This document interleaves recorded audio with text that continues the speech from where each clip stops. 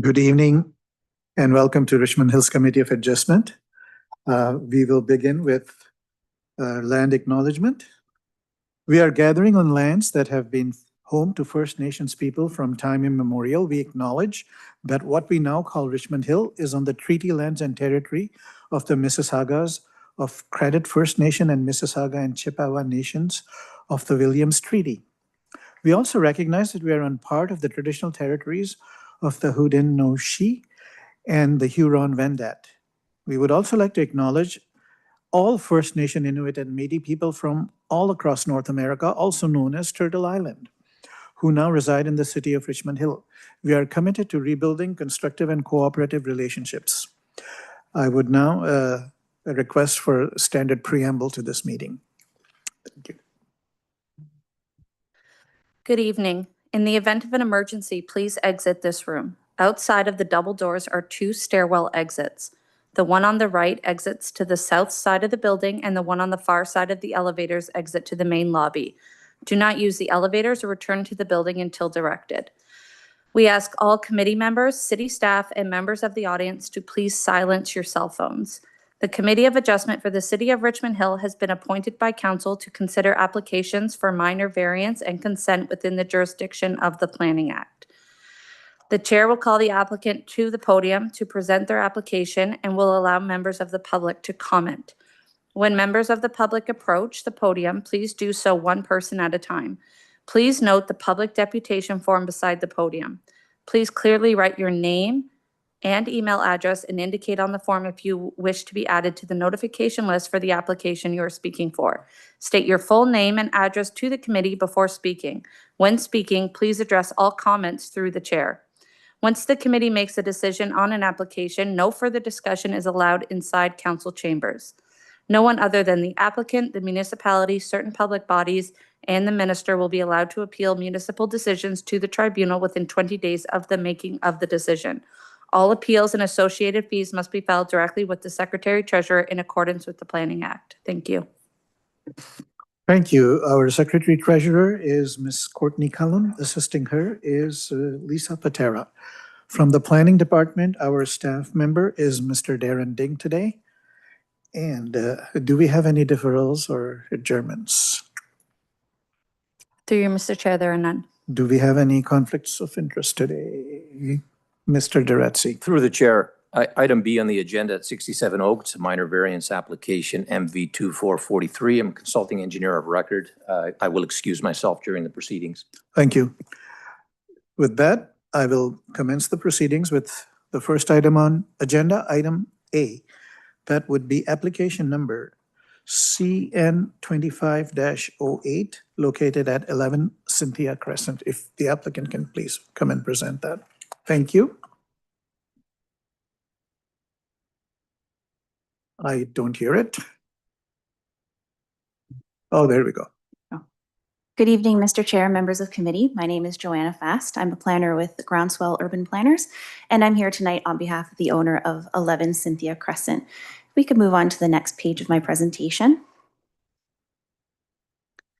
The property is located within the Beaufort Hills neighborhood, and it recently was granted a zoning bylaw amendment from council in April of this year to rezone the property to accommodate a future severance on the property. As the committee is probably aware, there are many severances taking place on the larger lots within this neighborhood.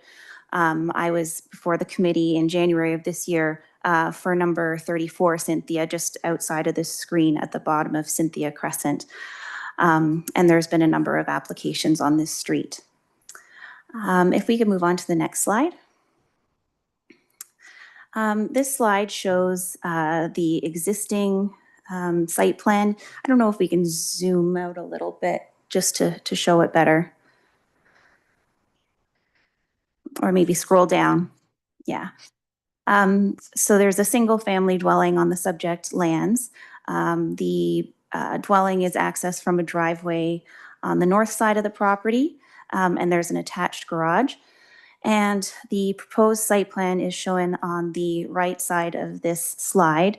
We're proposing to construct a new single family home To facilitate that, we need to get this severance. And the owner is planning to retain the existing single-family home, but demolish the attached garage and then create or build a new detached garage on the south side of the south lot. If we could move on, oh, actually, before we move on, this slide also shows, it's difficult to see, but I show that there's only 5 tree removals for this proposal because we are retaining the existing house, and my client was very conscious about trying to maintain as many trees as possible. The committee might be aware that with the other applications on the street, there was many more tree removals. And so in this case, there are only 5 proposed for removal. And through the future site alteration process, the city has a tree bylaw, which we'll have to comply with, and there will be either replacement trees or cash in lieu. Next slide, please. This is an elevation plan for the new dwelling. My client has designed it in such a way that it should fit in well with the neighborhood. There are lots of big homes in this neighborhood, 3-car garages. It's a traditional style. Next slide, please. Just to go over the highlights of this proposal, we're retaining the existing house. We're only proposing the removal of 5 trees, as I mentioned. We'll be replanting to compensate for those tree removals. The new dwelling has been designed to complement the style of houses in the neighborhood, and the proposed lots meet all of the zoning bylaw standards. We're not asking for any minor variances because we just went through a rezoning process. If we have reviewed the conditions of approval and we have no concerns with them, and if the committee has any questions, I'd be happy to answer them. Thank you so much. Does anyone in the audience wish to address this application located at 11 Cynthia Crescent? Yes, sir. Would you please come in and start with your name and address? Thank you so much. Write it down for here first, my name and address.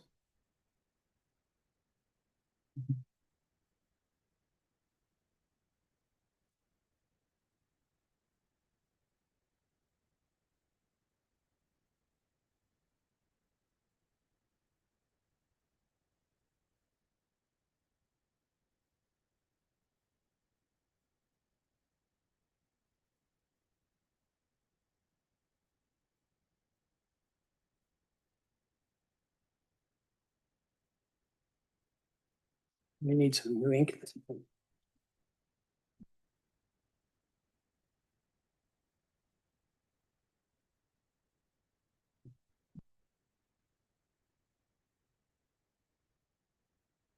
Okay, my name is Stephen Gooderham. I've lived at 5 Cynthia Crescent with my family for 33 years. The proposed plan should not be approved for the following reasons. The removal of the 3-car garages does not conform with the surrounding buildings on the street. It changes the characteristics and streetscape. There was a past plan at 18 Cynthia Crescent that called for the removal of 3-car garages. This plan was not approved by staff planning and later appealed to the OMB, which was not approved due to uncharacteristics and streetscape issues. Later to be appealed by the OMB again with this new evidence. The evidence was that the berm in front of the house and the lot and the road curve blocked the buildings, and it was approved. 11 Cynthia Crescent has no berm, no curves on the road to block these buildings. Now, I go back to the original plan from the town. You'll have to review it because you obviously don't have this with you, but I have it. And it is PL 130-232, November 4th, 2015. The board carefully considered all the evidence as well as a submission from council. In particular, the board has, let me get a bit bigger here, revised relevant provincial policies that provisions of the governing planning documents with the consent of the parties. The board finds that the applicants argue about provincial support was overstated. The board nevertheless concluded that subject to proper conditions, proposals can meet the terms of the Planning Act because of its peculiar geographic position, largely out of sight between two curves and a berm. This could be approved. Thank you. Thank you, sir.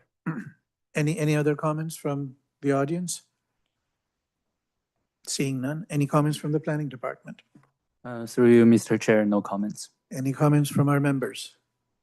Before I request, yes, go ahead, Ms. Payne. I note in the staff report that the subject lands are designated as neighborhood and natural core. And I commend you for only taking down 5 trees, but the accumulated destruction of the trees in this particular area of Richmond Hill, I think you mentioned that there were a lot more trees being taken down in a neighboring property that was being altered. So in terms of the natural core designation in your drawings, I'm not sure where that impacts this particular property. Through you, I wonder if the planning representative could show us where the open space area is and the woodlot on this property.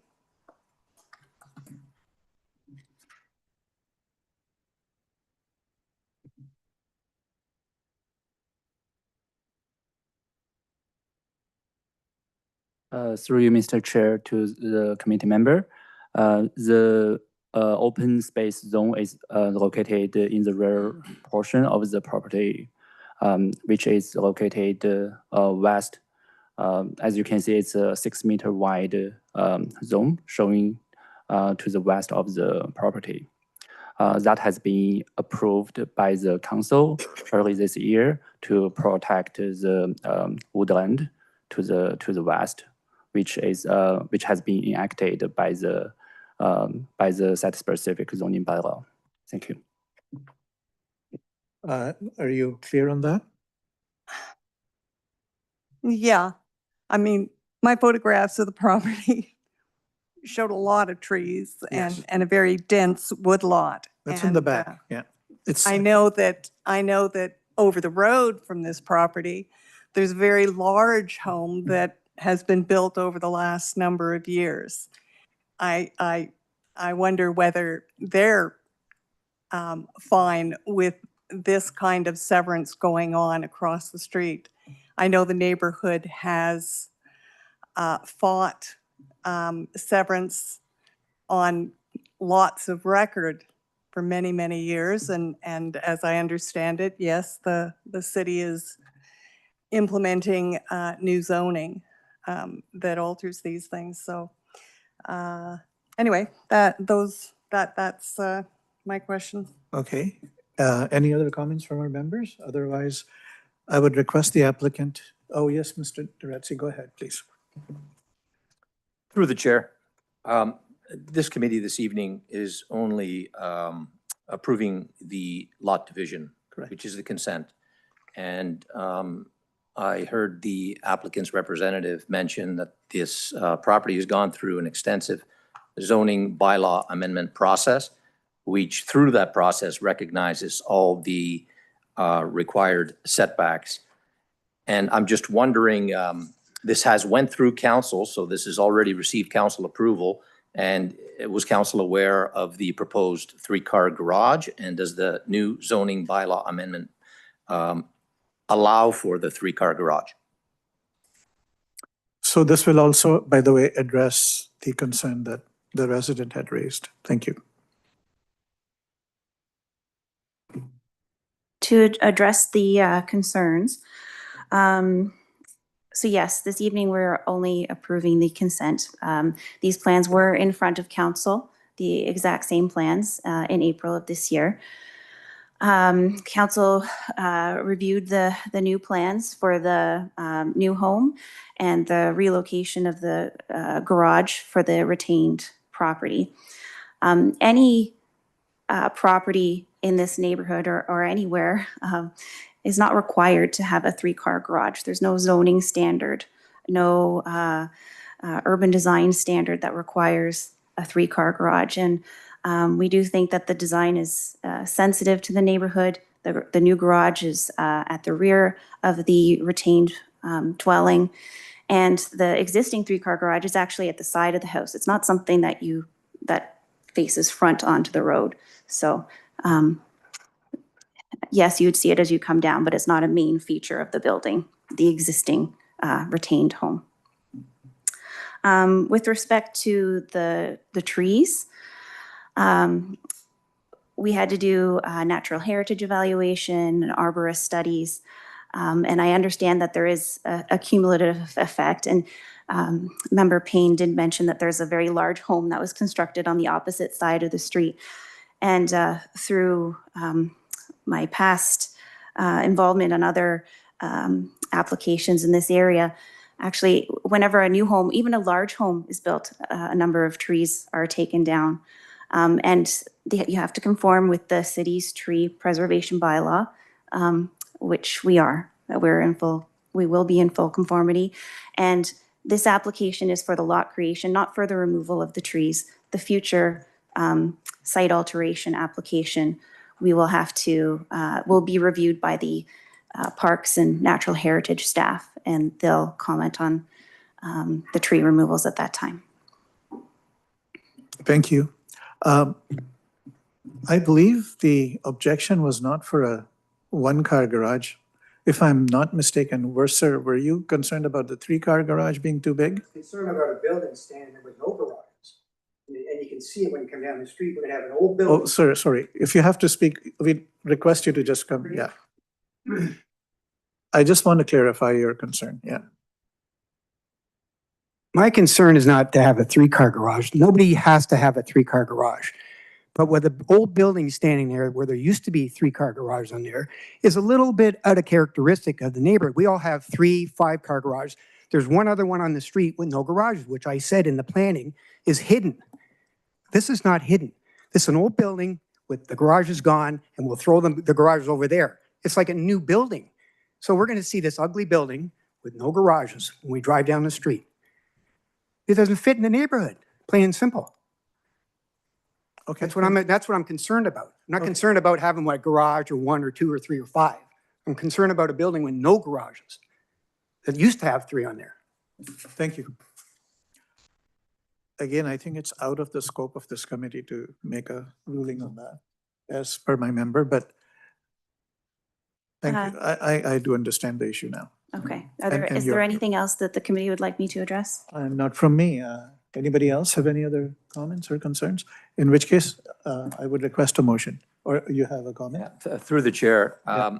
perhaps there's an opportunity to relocate that detached garage structure so that it's not visible from the road, to slightly move it a little bit behind the dwelling. So if that opportunity exists, perhaps you could explore it, and we might be able to satisfy some of the concerns in the neighborhood in terms of the aesthetics and the streetscape.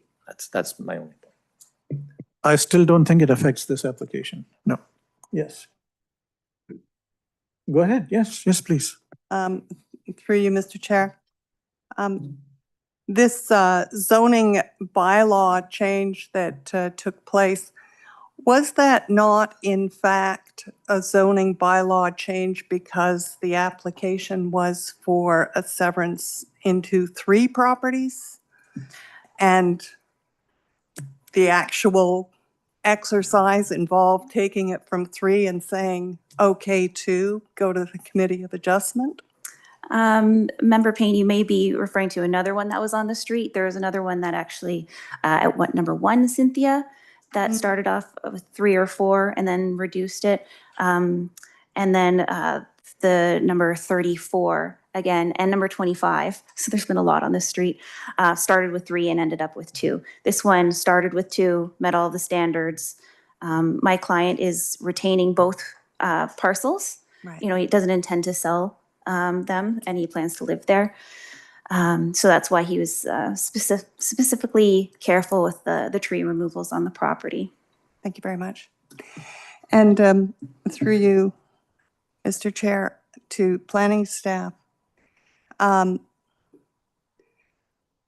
do you guide people like the neighbors over the road who have spent a great deal of time and resources building a rather grand home, and now they're watching the city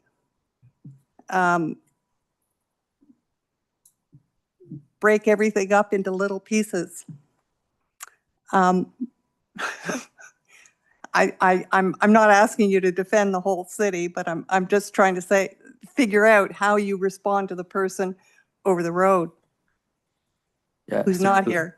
Yeah, through the Mr. Chair to the council to a committee member, the appropriateness of the proposal has been evaluated by staff report and has been presented to the to council, and in accordance with the OP urban design policies and the citywide urban design guidelines, and based on all the evaluation, we considered that the proposed development is appropriate, and we have no further comments.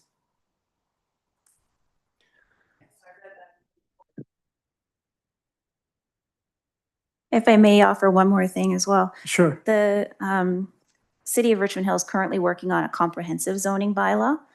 And actually the comprehensive zoning bylaw is the draft that's been released, and there's a public meeting. Actually proposes frontages less than what are currently required by the parent zoning bylaw.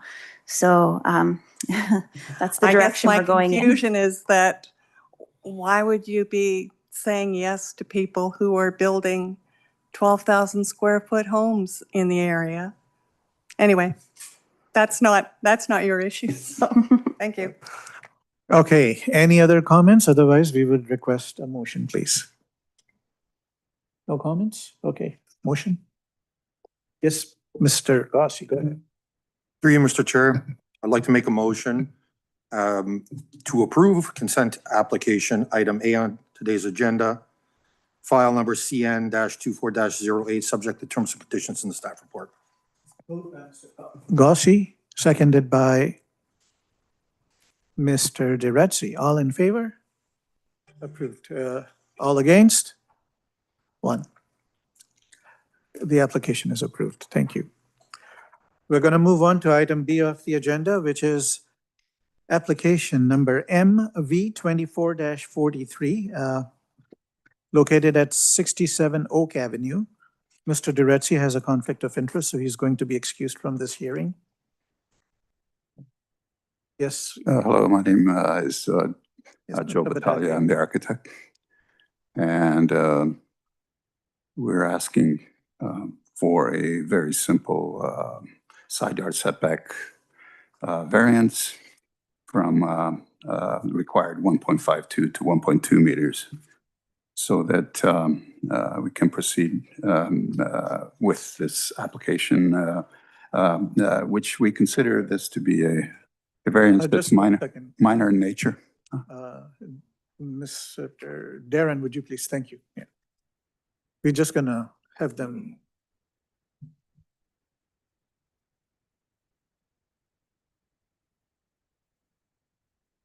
Okay, sorry. Well, it's we believe it's the variance is minor in nature and follows the 4 tests of the Planning Act, and so we ask that and also I believe it's been granted all over this street because some of the lots are narrower than some of the other lots in the neighborhood. So I ask that the committee approve the variance. Thanks. Thank you so much. Does anyone in the audience wish to address this application located at 67 Oak Avenue? I don't believe we have any correspondence on this either. Seeing none, any comments from the planning department? Through you, Mr. Chair, no comments. Any further comments from our members? Yes, Ms. Payne. No problem. In the meantime, I will share a comment.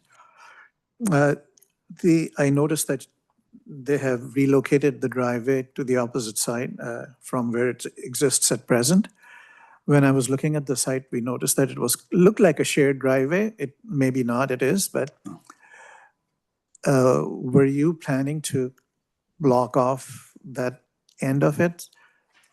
Would there be enough room left for the neighbor to go in there? I mean, have you looked at that? I did as instructed by my client, so maybe he can answer the question. Is he here? Yeah. Yes. Yeah, so I'm just concerned about presently, you both come in from the same curb cut. Yeah, presently I'm renting there Okay. at that property, 69 Oak Avenue. You own that as well? No, it's sold. Oh, I see. So I'm renting, and they have the tree safety protection zone, protecting the tree on 69 Oak Avenue on the east side of the property, north side of the property. Plus, I pick construction fencing at 67 all around the perimeter. Mhm. Yeah, and right now my wife has no issue driving in and out. On the On 65. the west side of 67 and on the east side of 69. Okay, yeah. East side would be, yeah, on the right, okay. So Oh. basically, they can still access that driveway, Yes, and you're not touching that curb cut? The existing curb cut remains, right? the curb to be cut. No, the new curb is fine. The existing is not being touched, right? There is an existing curb cut to come in where you Yeah. go now. Your present driveway, Yes, is it? it's gonna stay, okay. Yeah. Okay, thank you. Yes, Ms. Payne, do you have your question? Through you, so there is an existing foundation for, I presume, the garage? Where's Mr. Battaglia?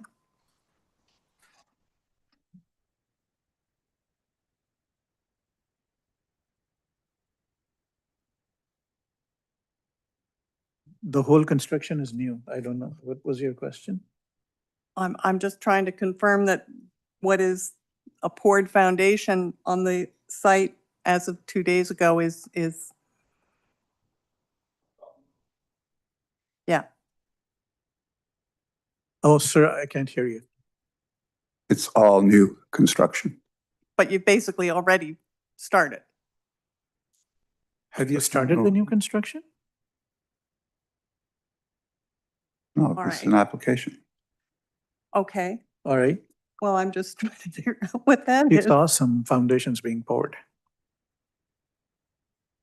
I Anyway, have no knowledge of that, but maybe my client does, I don't know. any other comments? That'd be in violation of the building code because you need a building permit. Well, yeah, that's the proposed garage. This one. That's the spot. Oh. Would you like to see this picture and just confirm that that is?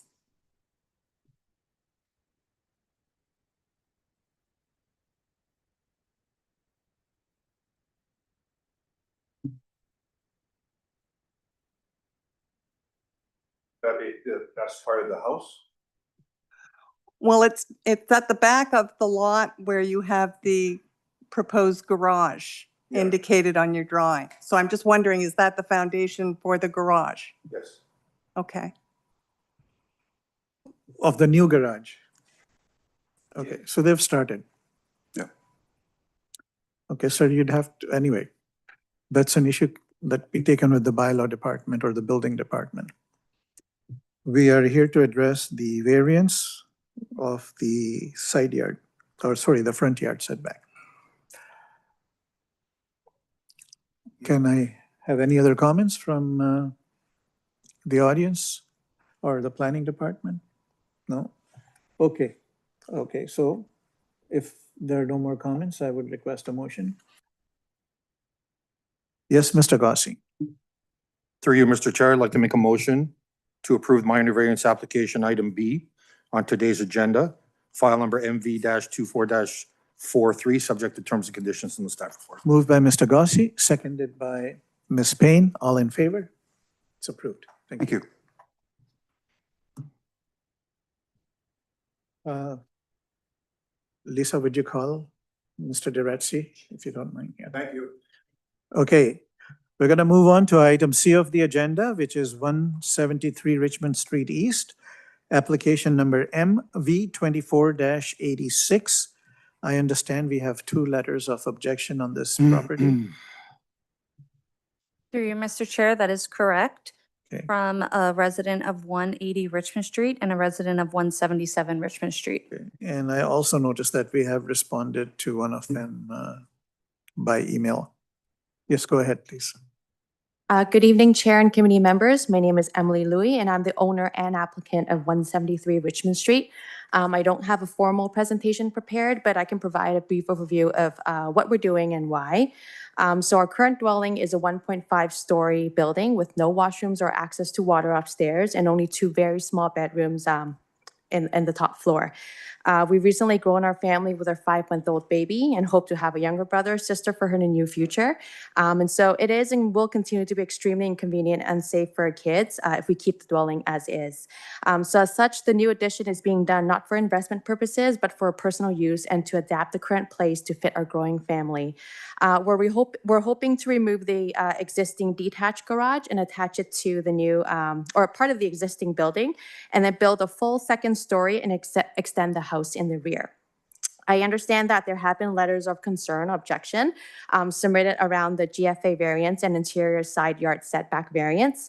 I believe the GFA we're requesting is in line with many of the other new builds that have been approved in the area and specifically on Richmond Street, and is a reasonable size for a growing family. In terms of the side yard setback, the proposed attached garage structure actually increases the setback compared to the current setback of the existing detached garage structure. I know a few other concerns were also noted, which is outside of the scope of the committee, but I just want to let everyone know that we have been actively engaging in discussions with the concerned neighbors, both in person and through text, to provide mitigation solutions to their concerns. As an example, they raised possible dust and debris covering their property during construction. We verbally agreed to have a construction company provide cleanup services to their property where there is a large amount of dust or debris that lands on their property. We'll also work with our contractors to make sure any activities that create unnecessary dust and debris, such as cutting of stones, to be done off-site. We'll continue to work with them on current and future concerns as the construction progresses. I'd also like to note that in terms of the trees, per the arborist report, no trees need to be removed for the construction. It is noted that 1 ash tree should be removed due to the poor condition and not as a result of the construction. So that's the end of my prepared remarks, and I'm happy to take any questions. Thank you so much.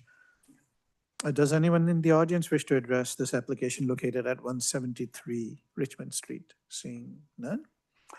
Any comments from the planning department? Through you, Mr. Chair, no comments. Okay, any further comments from our committee members? Mr. Duretzi, please go ahead. Through the chair. Yeah, just a quick question on the site plan.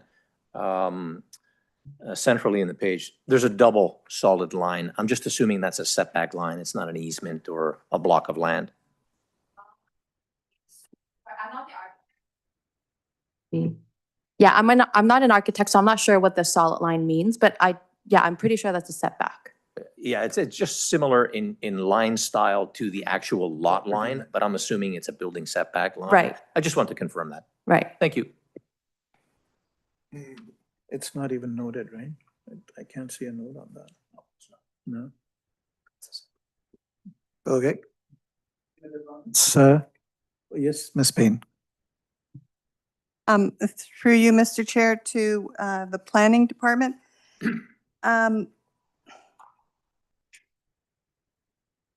So there is mention in the report about the village core design guidelines and a design checklist. And can you tell me how this particular plan adheres to that design checklist or to those design guidelines? Through you, Mr. Chair, to committee member. Yes, the subject property is located within the village core neighborhood design guideline area and is subject to the guidelines policies and the checklist. And we do have a list of requirements for all the properties that go through the site plan application or the subdivision applications. At this time, the proposed development is not subject to the site plan application, so we do not request a list to be submitted. Then through you to the representative, are you aware of these design guidelines and, Yes, I am aware. okay, Yes. and how would you respond? So we will make sure that we do keep within the guidelines as we go through the application process. So we have done the site application approval. We haven't received the formal approval just because there are some fees outstanding, and we have worked with Jim Moriotis in the city to make sure that we can pass the Committee of Adjustment minor variances before we pay those fees because they are pretty hefty. And then we will also make sure when we go through the building permit process that we keep in line with that. And we have forwarded those to our architect so that he keeps those in mind when we actually do the design of the building. Thank you. Okay, any other comments? Seeing none, I would request a motion. Yes, Mr. Gossi. No, Mr. Duretzi, go ahead. Through the chair, I would like to make a motion, item C on the agenda, file number MV-24-86, located at 173 Richmond Street, be approved, subject to the terms and conditions in the city staff report. Moved by Mr. Duretzi, seconded by Ms. Payne. All in favor? It's approved. Thank you so much. Moving on to agenda item D, which is application number MV25-15 located at 135 Marla Court. Yes, sir.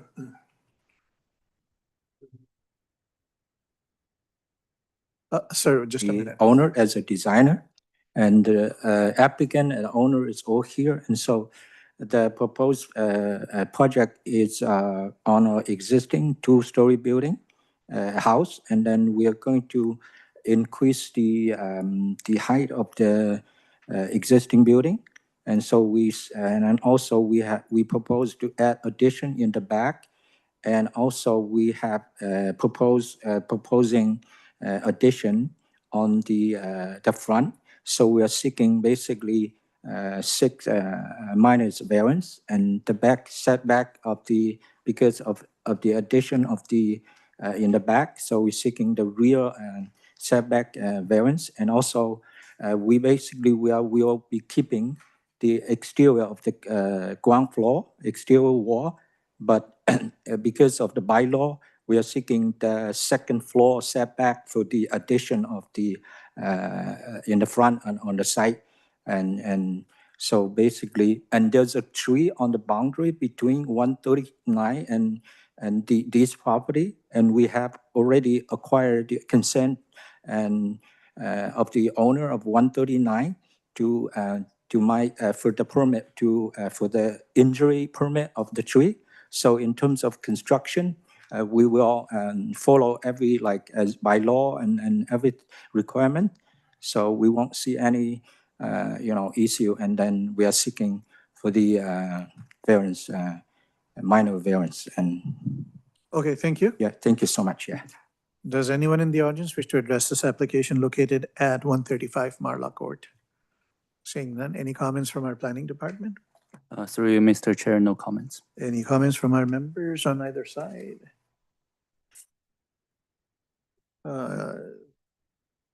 Seeing none, just gonna wait a little bit.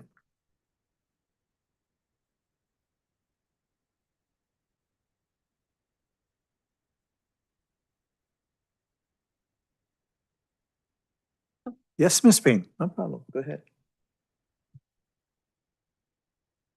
Through you, Mr. Chair.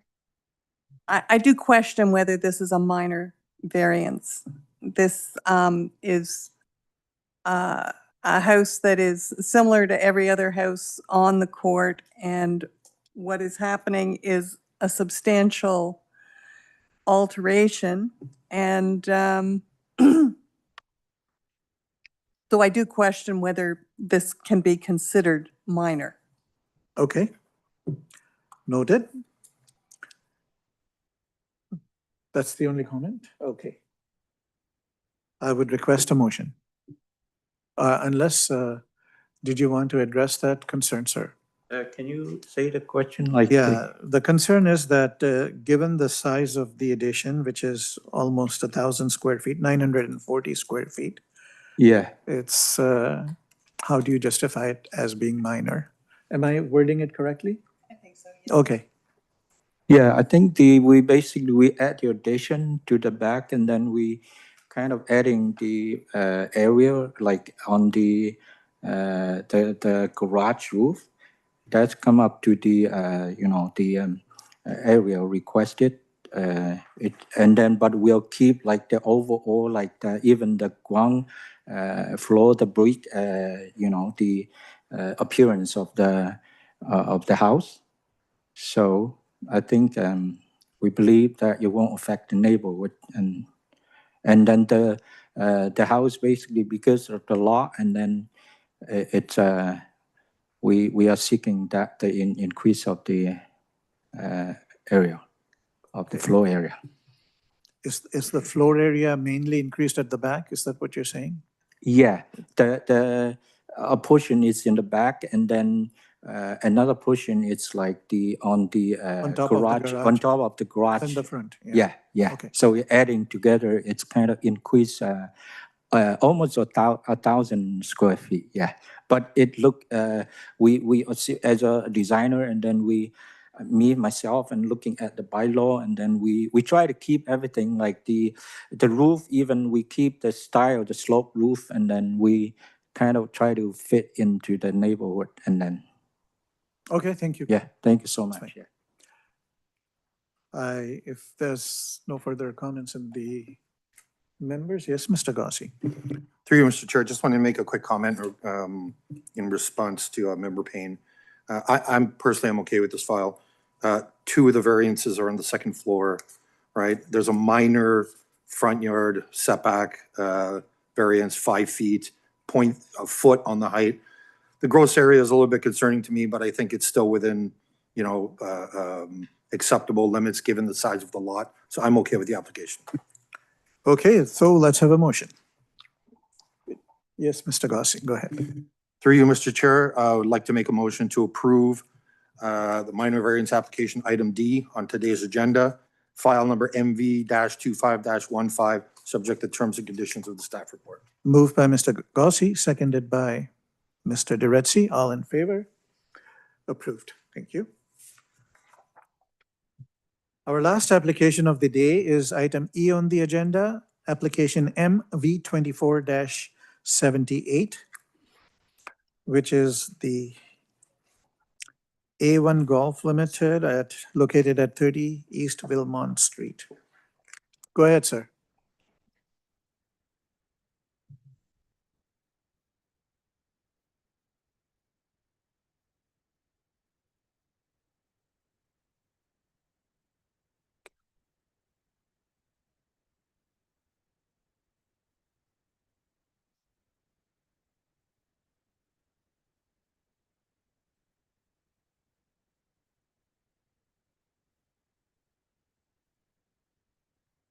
Are you the owner and the applicant?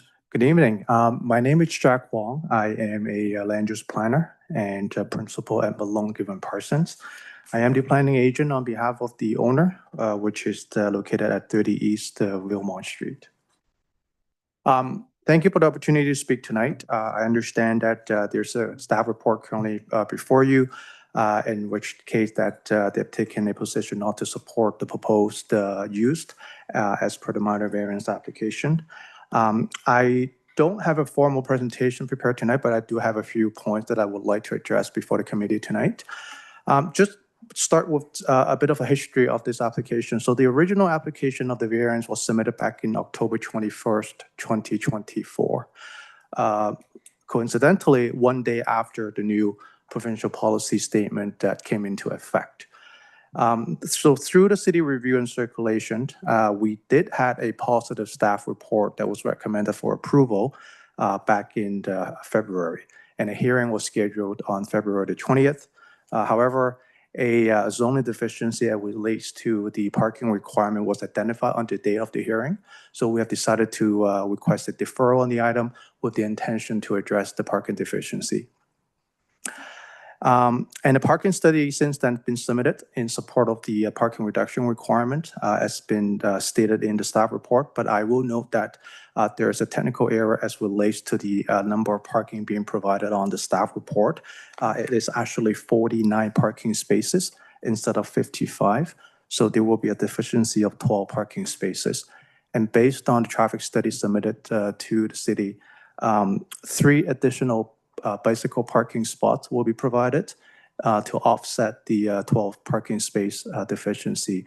That is based on the standard identified in the TDM strategy and measures as per the City of Richmond Hill. So I will note that technical error on the staff report. And so since then, through further review of staff, they had then taken a different position as relates to the proposed use based on the changes that the province has just introduced recently, and in which case that they cannot support the proposed use, which is as per the zoning definition, a health fitness center as relates to a golf simulator business that our client is proposed to be operate on the property. I will note that staff are supportive of the proposed use back in the February staff report. And during that time, the PPS, which is the provincial policy statement, has already in effect as well. So, what I'm trying to say is I do not understand why the position has changed, between February of this year and 2 months later as relates to the same proposed use. So, in my opinion, the changes that were made by the province is to further protect the employment lands. And the intention by the province is to prohibit major and large-scale commercial, retail, and office uses as such within the employment area. And my read of the legislation is that, it's my opinion, that they have not completely prohibited these uses. And as long as they're ancillary to the permitted use within the employment land, such as warehousing and manufacturing, and this case is clearly defined by the Planning Act as well, based on the definition. With this subject application, the proposed health center is an ancillary facility to the permitted use, which is the warehousing currently being used on the property. The proposed golf portion of the business only occupy 28% of the existing space within the existing building. So we're not suggesting or proposing any addition to what has already been exists within the footprint of the building. And that portion of the building has been formerly used by an office component, which has been vacant for a few years. So the proposed use, again, as I said, does not suggest an expansion. And in contrast, if the proposal were to convert the entire building to a health center, i.e. a golf simulator business, I would also, as a professional planner, take a position that might not be consistent with the provincial mandate. But in this case, we're proposing only a portion of, and by definition, an ancillary use to the permitted use, which is the warehousing component of the building. And therefore, I'm of the opinion that it's consistent and meet the general intent of the OP and zoning bylaw. In addition to that, there's also other similar business within the business park, as identified in my planning letter that was submitted before you. There are, I believe, 4 to 5 similar businesses that's currently operating within the proximity of the area within the business park and employment lands.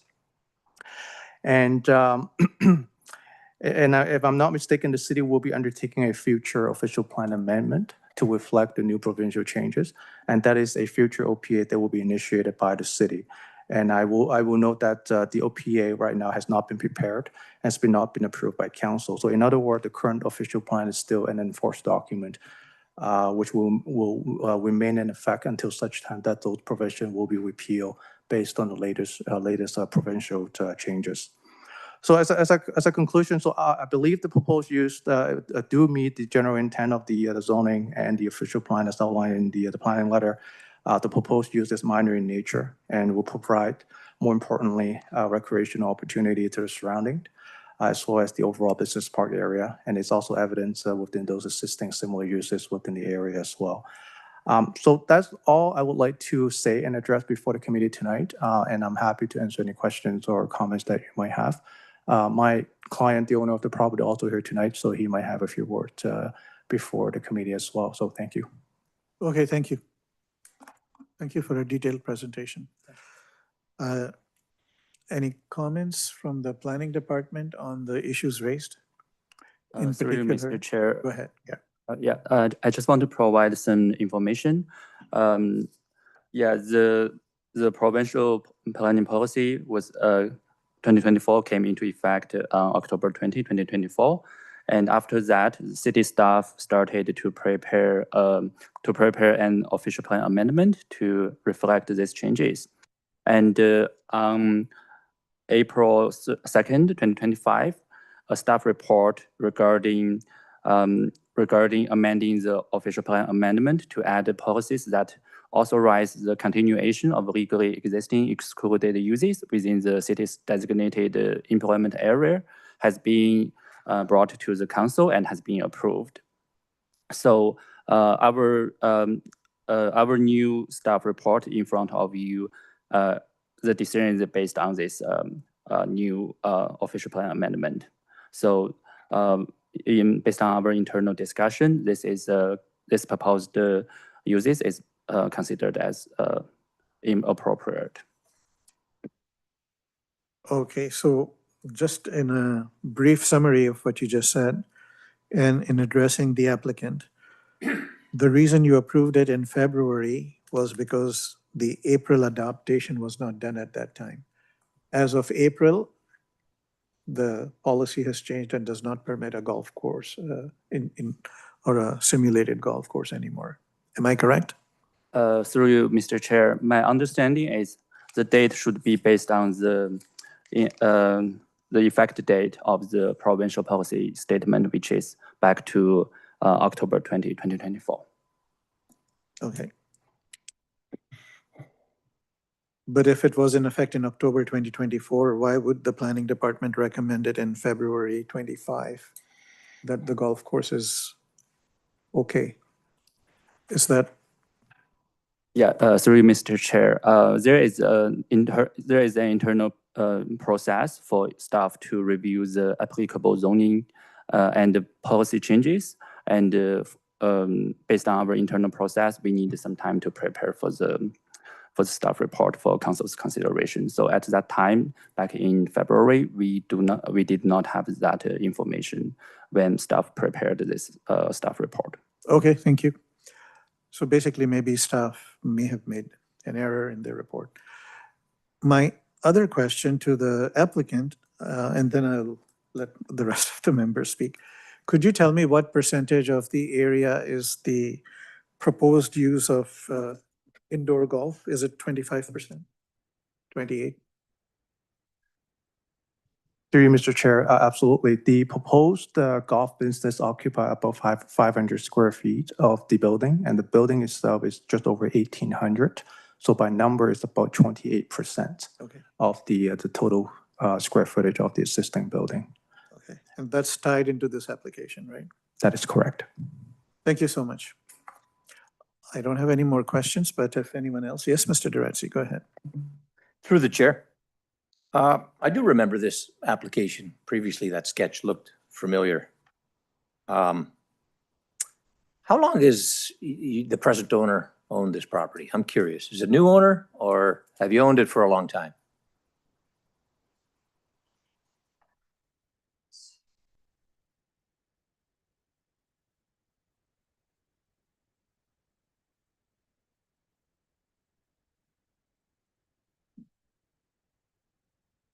Through you, Mr. Chair, the owner advised that they bought the property back in 2021, so it's about 4 years since they own it. Okay. This is it's an unfortunate situation that you find yourself in. Previously an allowable use, and because of a technicality, you moved to a deferral. As you indicated in your presentation, the current OPA remains in effect. You're a licensed planner, is what I heard. I would imagine if this committee doesn't move forward with an approval, you might consider the Ontario Land Tribunal. What do you think your chances are at the Ontario Land Tribunal as a planner? You think, is there any case law in support of this? I really don't have a problem and an issue with what you're asking for tonight and trying to extend a little bit of an olive branch here. So that's one of my questions. The other question is, based on the current zoning, is a learning facility or a teaching facility like a golf academy permitted there? And if so, is that something that you could consider having discussions with staff to try to come up with a different business model which would allow that? So your chances at the OLT, and is a golf school type of use permitted in the bylaw? That would really help me out in my decision.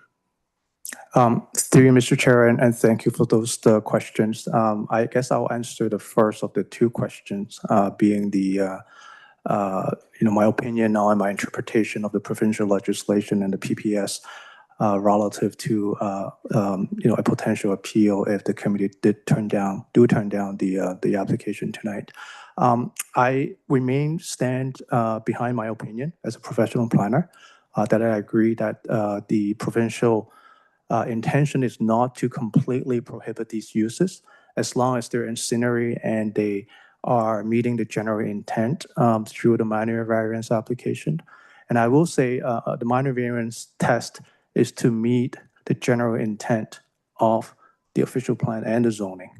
And I do believe this proposal meet those objectives, i.e. the 4 tests.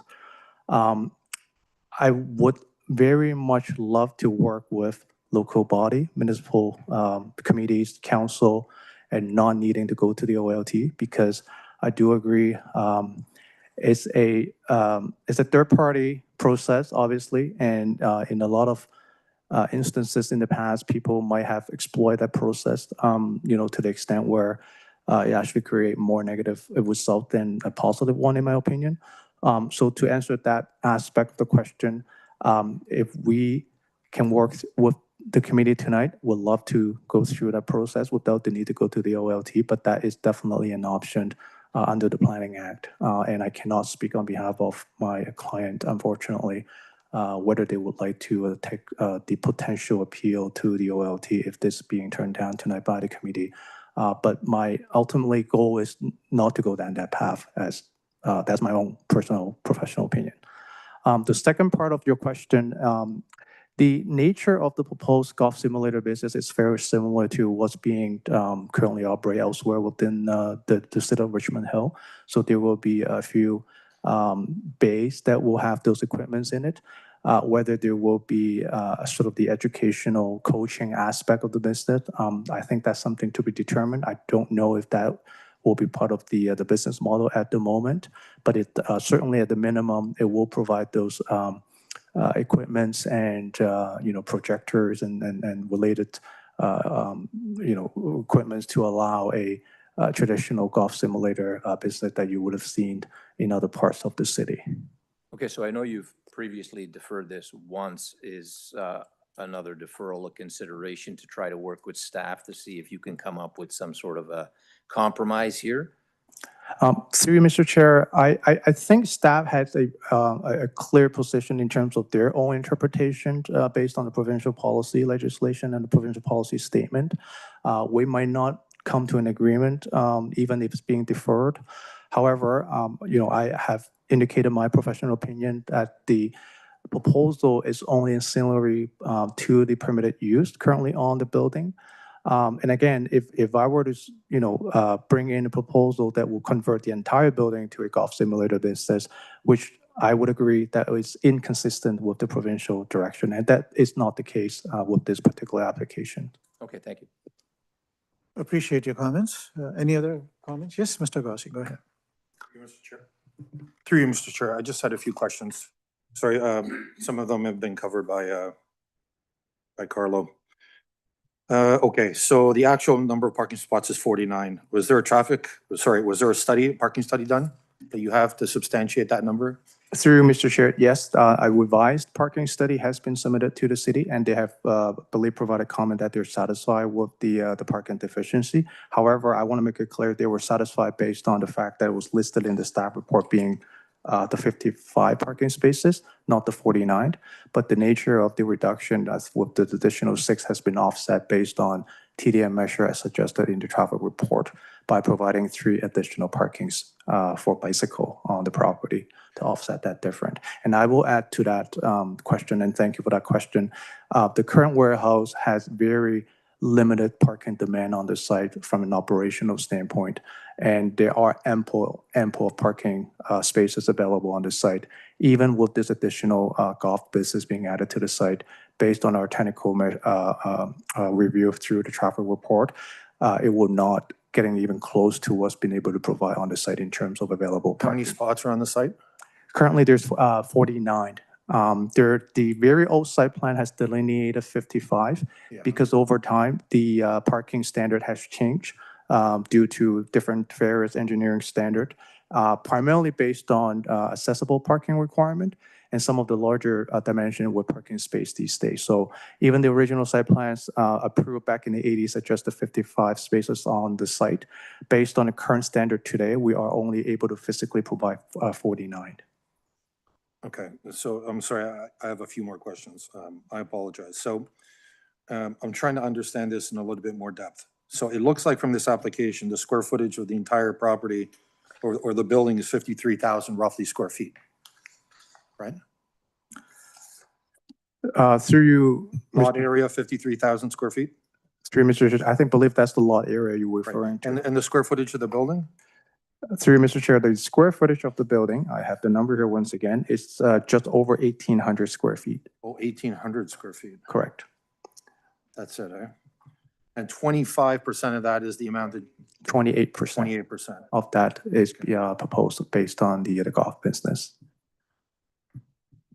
Okay, and how many of those 49 spots would you anticipate will be utilized by the customers and the staff of that golf business? Through you, Mr. Chair, I don't have the number right off my head, but the demand of parking based on the traffic study did not even come close in terms of 49 number, but I unfortunately don't have the number off my head. How I many apologize. how many golf bays will you have? Through Mr. Chair, they're proposing 5 bays. And then potentially you can have 6 players per bay? Through Mr. Chair, yes, at the same time, correct. Okay, so that actually brings you pretty close to the number if everybody chooses to drive plus the staff, right?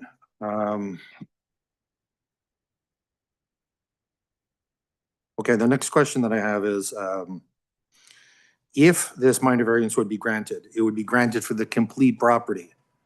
You're not segmenting off, you'd be providing it for the complete property. And then I guess my question is, does that designation or does this minor variance get tied to the property in perpetuity or only for this particular business? This particular business. Okay, thank you. That's a question for maybe Secretary Treasurer. It'll only be for plans as submitted, right? Which would be for 500 square feet. Through you, Mr. Chair, I believe you're correct. Okay. At the conclusion, I do have an issue with the 49 spaces which haven't been relayed to the staff. Is that correct? Or are they aware of it? When they wrote the report, did they know about this? Through Mr. Chair, when the staff report was published to the public, when we get a copy of it, we reviewed it. We have identified the technical error stated in the staff report. We had rolled back to city staff and identified this error, but we have not heard a response back. And hence why I would like to make that clarification in front of the committee. So was the error in the report as reported? Previously, you provided them the information with the 49 cars and they put 55? Through you, Mr. Chair, yes, Correct. the traffic report submitted for the city to review has clearly indicated the 49 parking spaces is all that this site can be provided, as has been stated in the report quite clearly. And that was before the planning report was prepared. That's correct. Okay, I have no issues. Okay, now we have a difficult question of, oh, Ms. Payne, I'm so sorry. We need to go to Ms. Payne. Go ahead. Through you, Mr. Chair. In the application request, there's mention to permit a health center use. So is that the rest of the facility is a health center? Through you, Mr. Chair, that is the closest definition from the current bylaw that would fit in the proposed golf simulator business in nature. So I know it sounds a little off because, what's it relate to health center? But given the zoning in this part of the city is still subject to the rather old zoning bylaw back in the 80s. So instead of introducing a new definition, we're using an existing definition currently contained in the bylaw. And the closest that would fit with this nature of business compared to other existing golf simulator uses is at the health center terminology in zoning terms. So.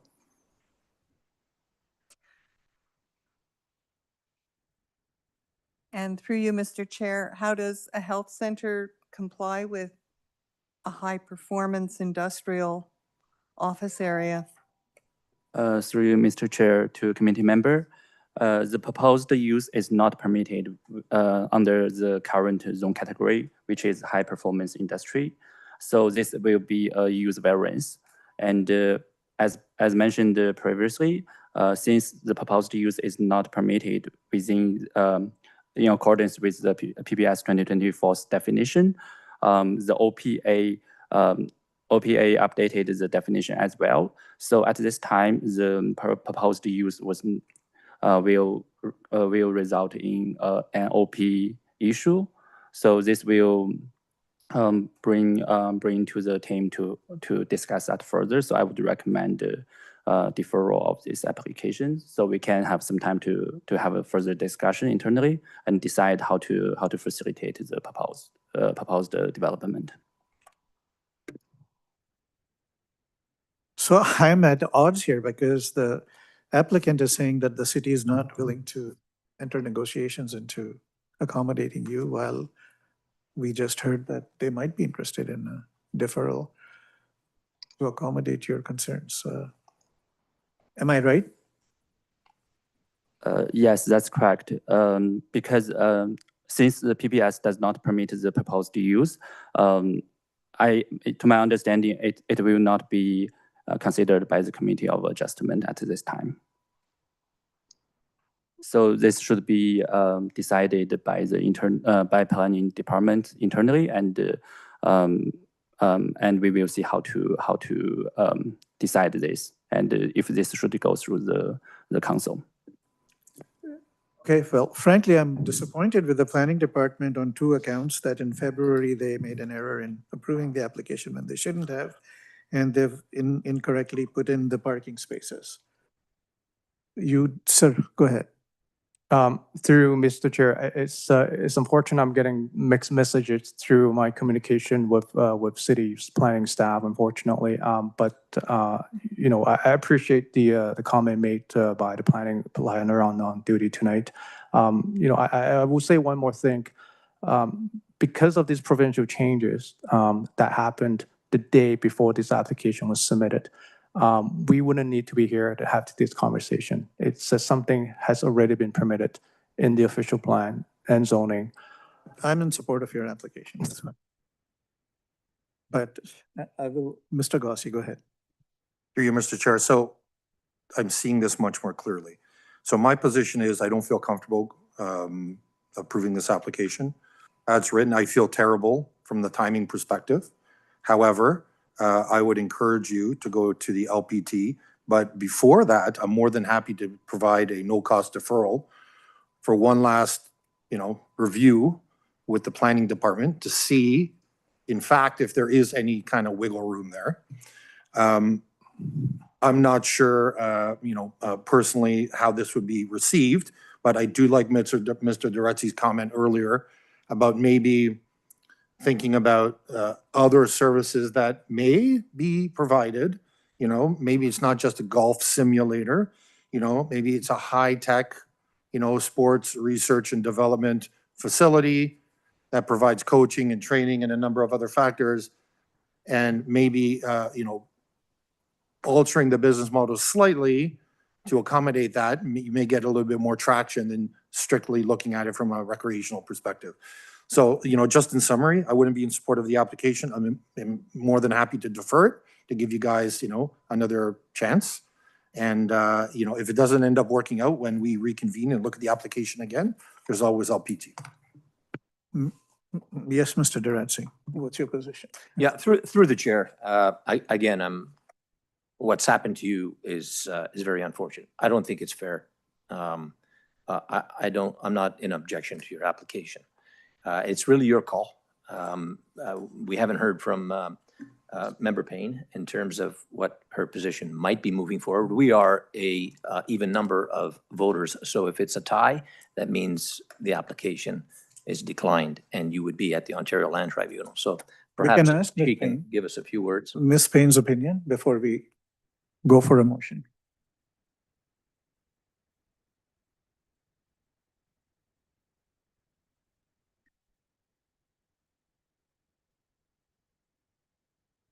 At the beginning of this application, I was inclined to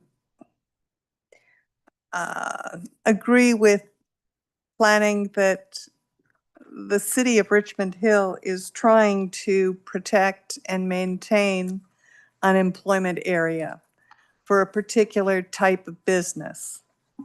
Driving here this evening, I drove by the fireworks place. And I noted when I did my site inspection at your property, there were used fireworks all over the back portion of your parking lot in the back of the building. So I think I'm finding it difficult to depart from that idea of a city that is trying to establish a high-performance business area and to keep it from becoming a recreational use area. So I think I would be more inclined to support the planning recommendation of declining this.